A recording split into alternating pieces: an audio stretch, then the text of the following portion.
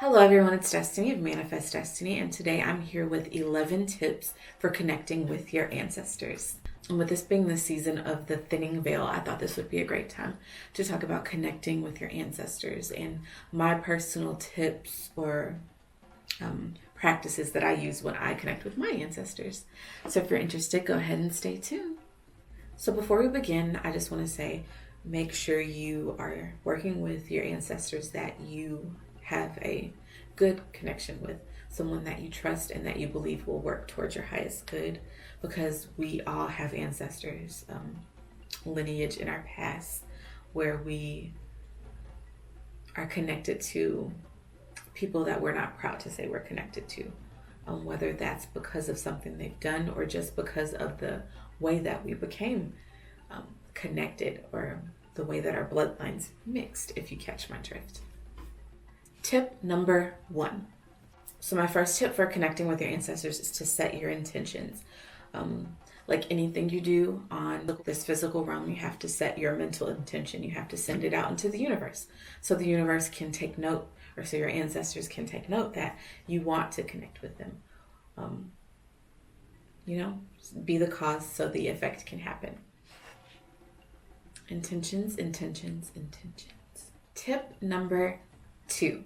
My second tip is to connect with the elements, or to go out into nature and connect with the water, with the air, with the trees, with the animals and the birds, all of the things that are not human, all of the things that are not man-made.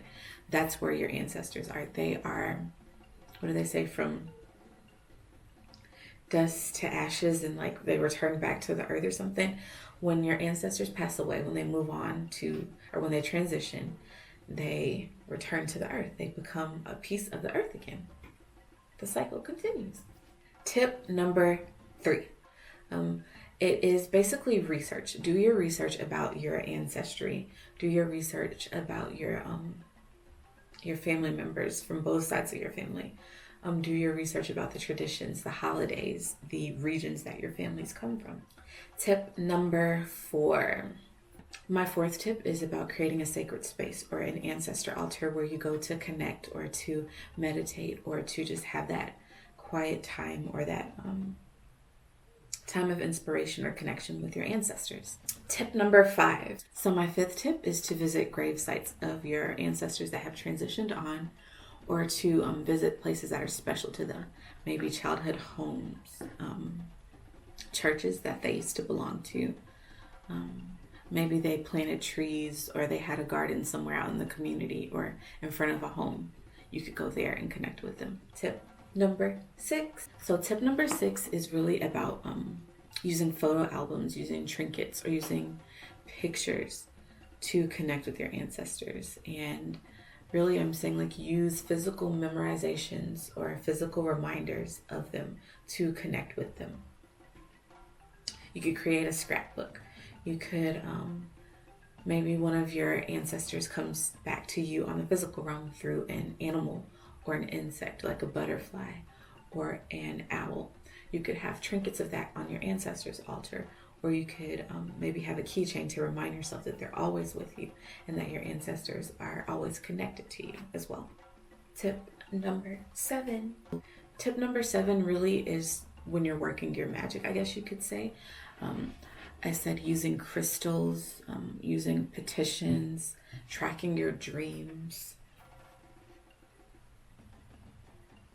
And even when you pray to your ancestors, they're all forms of using your will, or using your manifestation, using your connection to the divine to connect to other forms of spirit.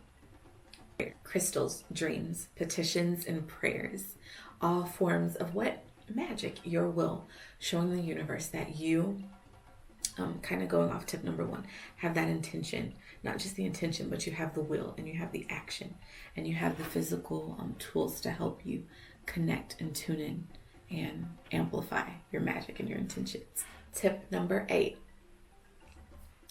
I said writing and journaling are really great ways to connect with your ancestors as well. I know for me, like on my ancestors' altar, I have a little box that I got from the Dollar Tree. It just says like different emotions around it. So like if I'm feeling happy, sad, proud, I don't really remember what all of the emotions say, but I choose one of the emotions after I put my intentions or my message or my maybe like my journal entry to them. I put it inside of the box and then I release it out into the universe. I know that my message is sent out to them.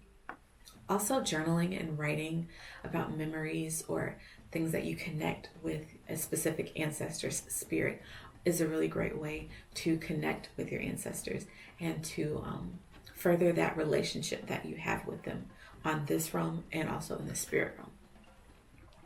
Tip number 9. So tip number 9 is offerings. Giving offerings of food, of alcohol, of tobacco, of whatever your ancestors or that spirit that you're working with that's from your family lineage or from your history, whatever you remember that they enjoyed. Like say they enjoyed raspberry sherbet ice cream. Say they enjoyed dark rum. Say they enjoyed rum chata or tequila. You could have small little bottles or actual glasses or bowls of that on your altar to offer to them, to give them thanks. I know for me, I like to cook when I'm doing a big offering for all of the spirits and for my ancestors. I do like rice and beans and yams and greens, things that like if I'm feeding myself, I feed them first. I give them offerings to thank them for me being able to feed myself and those around me. Cooking meals or items or dishes that are special to your ancestors, offering to them when you cook big meals for yourself or for your family is a really great way to connect with your ancestors as well. Tip number 10. So my 10th tip is to go ahead and connect with your existing family members, the ones that are living and alive. Connect with them. Learn more from them about your ancestors or about your family history. You'd be surprised how many occupations or interests or habits really do travel down through your family, through the generations in your family. Finally, tip number 11. Tip number 11 is to share all of the wisdom, all of the memories, all of the insights, all of the joyous moments, and maybe not so joyous moments that you had with your ancestors and with those that came before you, with your descendants and with your children. I recommend that you don't let anyone's memory or anyone's spirit die in your family. I know at times we can think, well, we have some ancestors that we are not proud to be associated with, or that have caused pain and turmoil. I believe, yes, not all ancestors are here to work for your highest good, so you want to realize who's here to work for your highest good. Keep their memory alive and share that with others. So those are my 11 tips. I really hope that was 11 tips. I didn't, I was looking at my computer, but I didn't number them. So hopefully that was my 11 tips. If not, those were just my tips for connecting to your ancestors. If you enjoyed this video, don't forget to give me a thumbs up. Comment down below on ways that you connect with your ancestors. Don't forget to subscribe if you're not already subscribed, and hit the notification bell. Once you do that, you get an email every time I upload a new video. Again, it's Destiny of Manifest Destiny. I want to thank you all for tuning into my video. Until next time, bye.